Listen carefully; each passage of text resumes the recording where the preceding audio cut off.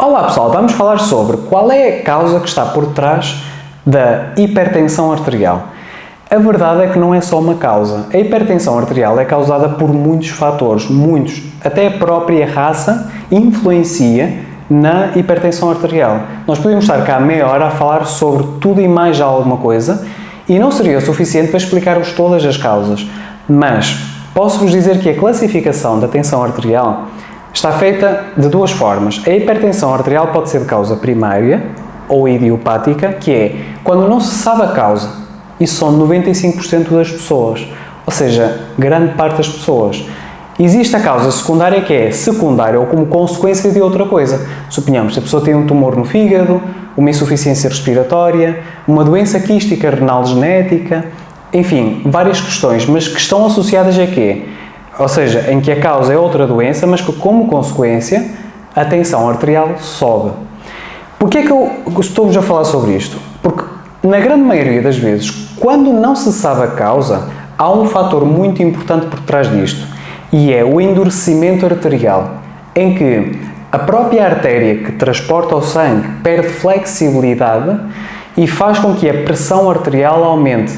Pensamos isto como se fosse uma canalização. Se aquela canalização não tiver flexibilidade, se os tubos não tiverem flexibilidade, a pressão que corre por aqueles tubos é muito maior. O mesmo acontece no nosso sangue. As artérias têm flexibilidade, são maleáveis.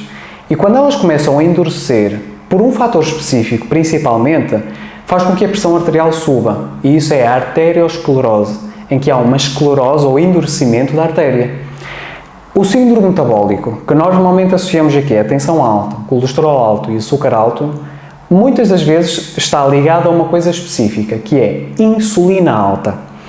Por detrás de uma arteriosclerose, desse tal endurecimento da artéria, está uma insulina alta, uma resistência à insulina, que é quando a pessoa lá está, pode ter a tensão alta, o colesterol um bocadinho alto, a obesidade abdominal.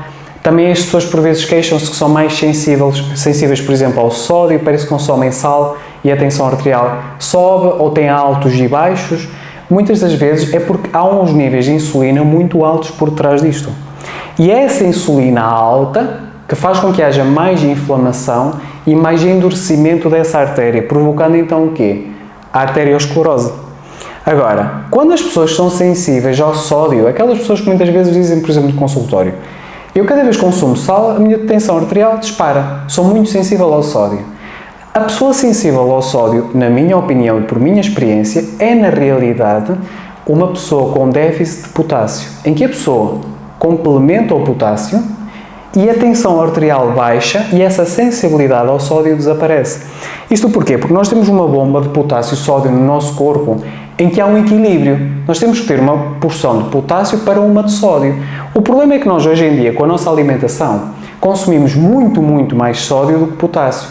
E há sais escondidos, como por exemplo o glutamato monossódico, que é uma porcentagem pequena de sódio, mas muito potente, ou o tal amido modificado. Se estiverem atentos a rótulos, conseguem perceber onde é que estão estes sais fortíssimos escondidos.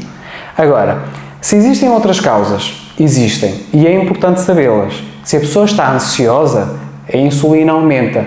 Não é o caso quando nós pensamos. A pessoa está preocupada, com muitos pensamentos na cabeça, a dar soluções a tudo e mais alguma coisa. Isso faz com que o nível de açúcar aumente. Porquê? Porque o cortisol aumenta. Quase como se fosse a cortisona a aumentar o nível de açúcar. Atrás de uma insulina alta, por vezes está um estado de nervosismo ou de ansiedade. Portanto, é verdade que isso pode acontecer. Mas a falta de potássio, as pessoas não têm noção até quanto é que nós precisamos de potássio diariamente, mas nós precisamos quase 5 gramas por dia. Há suplementos que se vendem de potássio, grande parte deles, cada cápsula são 100 miligramas. Nós precisaríamos de tomar 40, 50 cápsulas por dia, não é viável. Mas nós conseguimos extrair este potássio todo como? Através da alimentação. Consumindo 7, 8 porções de saladas diariamente, alface, rúcula, outro tipo de saladas, por exemplo, porque o potássio está muito presente nas saladas.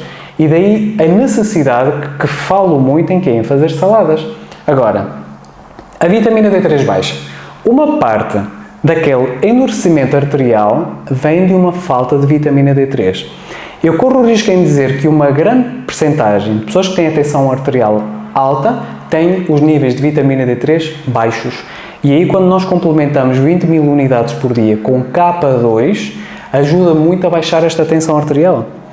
O magnésio baixo. O magnésio aumenta a absorção da vitamina D3 e ajuda nesta questão de baixar bem o que é esta inflamação que está a acontecer na própria artéria, juntamente com a vitamina K2. Agora pensem numa coisa. São vitaminas lipossolúveis, ou seja, nós precisamos de gordura para absorvê-las. Se uma pessoa tem a tensão arterial alta, qual é a probabilidade de tomar um medicamento para baixar o colesterol? É muito grande, por este síndrome metabólico. As pessoas que normalmente tomam medicação para baixar o colesterol, como estatinas, tendencialmente podem ter mais risco de aumentar a tensão arterial. Porquê? Porque estes nutrientes, há mais limitação na absorção. Portanto, uma coisa acaba por estar associada à outra. Com isto, eu não quero que vocês tirem nenhum tipo de medicamento para a tensão arterial. Não estou a dizer para tirarem a medicação do colesterol. Apenas quero-vos transmitir estes conhecimentos, porque quanto mais vocês estão informados sobre estas questões todas, mais conseguem também perceber aquilo que se está a passar. Porque se percebem o que é que se passa, torna-se mais fácil de compreender. Mas falem com o vosso médico acerca desta questão, porque muitas vezes conseguem fazer uma organização direta com ele. Pelo menos é isso que eu faço no consultório. Agora, o que é que nós temos que fazer? Baixar a ansiedade. Quando a pessoa é preocupada e remoe muito nas coisas, temos que baixar a ansiedade. Isso ajuda muito a baixar a tensão arterial por esta questão que eu falei. Melhorar a alimentação. Perceber o que é que a pessoa pode ou não comer, personalizar mais as coisas e descontextualizar aquela questão de alimentação saudável é igual para toda a gente. Isso é mentira. A alimentação deve ser adaptada consoante cada pessoa. Não pode ser uma coisa muito só generalizada. Baixar os hidratos de carbono, fazer uma dieta cetogénica, logicamente que vai ajudar muito neste processo. Porquê? Porque vai baixar a inflamação e vai baixar a insulina. E, neste caso, o jejum intermitente. Temos que reequilibrar estes eletrólitos, estes minerais, aumentando, neste caso, o potássio e limitando o consumo de sódio a partir de um certo ponto, tendo em conta que o sódio, o sal, é algo que é necessário e compensa funções no nosso corpo. Temos é que ter simplesmente o equilíbrio certo.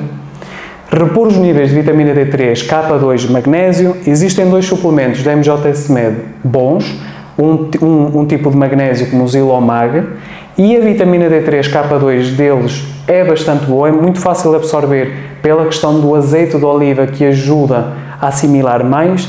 Mas, por exemplo, o exercício físico, claro que vai baixar a tensão arterial, mas não só. É uma coisa que vai baixar o quê? O estado também da ansiedade. Caminhadas acima de meia hora diariamente baixa ou ajuda a baixar a tensão arterial. Porquê? Porque o estado de nervosismo baixa, o stress baixa e vai acabar por complementar toda esta questão em que baixamos a resistência à insulina e a arteriosclerose, ou seja, tocar nestas questões todas com quê? Com determinados nutrientes que ajudam a melhorar esta flexibilidade da artéria. Esse suplemento a MJSMed tem, que é um conjunto de vitamina E, com selênio, com romã, com muitos nutrientes antioxidantes que fazem com que a artéria, o envelhecimento não seja tão acentuado. Claro que isso vai melhorar a flexibilidade. Chama-se Physioflu. Não se preocupem que eu vou deixar no descritivo em baixo todas estas informações, deem uma vista de olhos, mas assim já conseguem ter uma percepção de quais são as potenciais causas que estão por trás de uma tensão arterial alta.